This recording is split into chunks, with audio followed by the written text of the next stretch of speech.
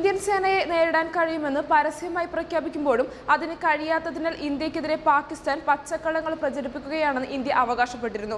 2 വിമാനങ്ങൾ വെടിവെച്ചിട്ടുവെന്നും അതിൽ ഉണ്ടായിരുന്ന ഒരു പൈലറ്റിനെ അറസ്റ്റ് ചെയ്ത് ബന്ദിയാക്കിയെന്നുമെല്ലാമാണ് പാകിസ്ഥാൻ അവകാശവാദം ഉന്നയിച്ചിരുന്നത്.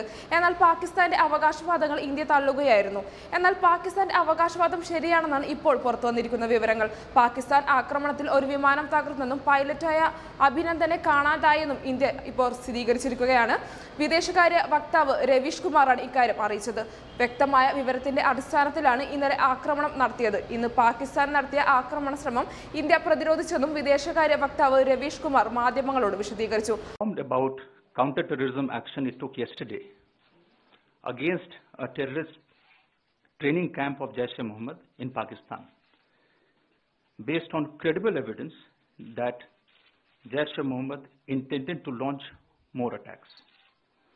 Against this counter-terrorism action, Pakistan has responded this morning by using its Air Force to target military installations on the Indian side.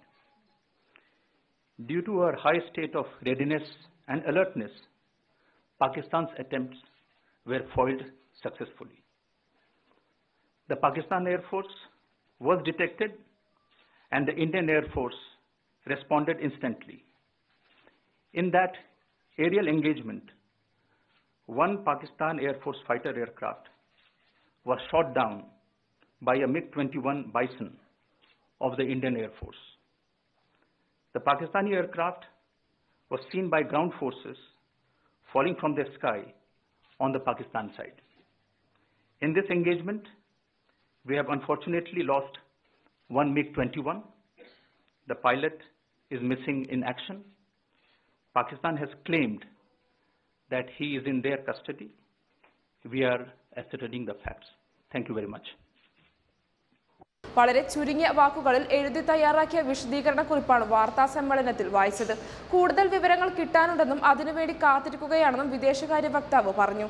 കൂടുതൽ ചോദ്യങ്ങളോടും പ്രതികരിച്ചില്ല. വ്യോമസേനയുടെ പ്രതിനിധിയും വാർത്താ സമ്മേളനത്തിൽ പങ്കെടുത്തു. അതിർത്തി കടന്നെത്തിയ ഇന്ത്യൻ പൈലറ്റ് സംസാരിക്കുന്നു എന്ന പേരിൽ ഒരു മൊബൈൽ വീഡിയോയാണ് അല്പസമയം മുമ്പ് പാകിസ്ഥാൻ പുറത്തുവിട്ടത്. റേഡിയോ പാകിസ്ഥാൻ എന്ന ഔദ്യോഗിക മാധ്യമം വഴിയാണ് പാകിസ്ഥാൻ ഒരു സൈനികന്റെ വീഡിയോ പുറത്തുവിടുന്നത്. വ്യോമസേനാംഗമാണെന്ന് അവകാശപ്പെടുന്ന ഒരാളാണ് വീഡിയോയിൽ ഉള്ളത്. പരിക്കേറ്റ നിലയിലുള്ള ഒരാളാണ് വീഡിയോയിൽ സംസാരിക്കുന്നതും. പാക് സേനാ വക്താവ് ജനറൽ ആസിഫ് ഗഫൂർ നടത്തിയ വാർത്താ സമ്മേളനത്തിൽ ഇന്ത്യൻ വിമാനങ്ങൾ വെടിവെച്ചിട്ടുവെന്നും 3 പൈലറ്റുമാരെ അറസ്റ്റ് ചെയ്തുവെന്നും അവകാശവാദം ഉന്നയിച്ചിരുന്നു. എന്നാൽ പാകിസ്ഥാൻ അതിർത്തി കടന്നു കയറാൻ ശ്രമിച്ചതിൽ ഇന്ത്യൻ സൈന്യം തിരിച്ചടിച്ചെന്നാണ് വിദേശകാര്യ മന്ത്രാലയം വ്യക്തമാക്കുന്നത്. കൂടുതൽ വാർത്തകളുമായി ഉടൻ തിരിച്ചെത്താം.